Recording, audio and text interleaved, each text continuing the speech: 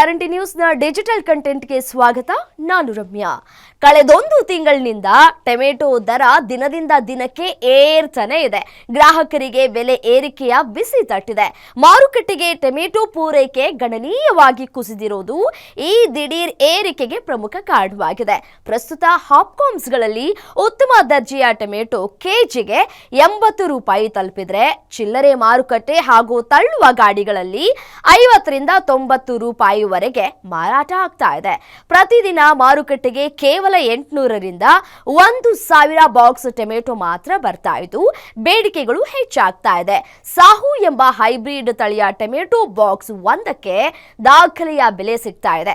ಚಿಕ್ಕಬಳ್ಳಾಪುರ ಮತ್ತು ಚಿಂತಾಮಣಿ ಎಪಿಎಂಸಿಗಳಲ್ಲಿ 14 ಕೆಜಿ ತೂಕದ ಬಾಕ್ಸ್ ಗುಣಮಟ್ಟಕ್ಕೆ ಅನುಗುಣವಾಗಿ 500 ರಿಂದ 800 ರೂಪಾಯಿವರೆಗೆ ಹರಾಜಾಗ್ತಾ ಇದೆ. ವಿಶೇಷ ಏನಪ್ಪಾ ಅಂತಂದ್ರೆ, ಸಣ್ಣ ಗಾತ್ರದ ಅಂದ್ರೆ ಗೋಲಿ ಟೊಮೆಟೊಗಳಿಗೂ ಕೂಡ ಉತ್ತಮವಾದಂತಹ ಧಾರಣೆ ಕೂಡ ಸಿಗ್ತಾ ಇದೆ. ಕೇವಲ ಒಂದು ತಿಂಗಳ ಹಿಂದೆ ಕೆಜಿಗೆ 15 ರಿಂದ 20 ರೂಪಾಯಿ ಇದ್ದಂತಹ ಬೆಲೆ ಈಗ 4-5 ಪಟ್ಟು ಹೆಚ್ಚಾಗಿದೆ. ಇದರಿಂದ ಜನಸಾಮಾನ್ಯರ ಅಡುಗೆ ಮನೆಯ ಬಜೆಟ್ ಮೇಲೆ ಭಾರಿ ಪರಿಣಾಮ ಬೀರ್ತಾ ಇದ್ರು.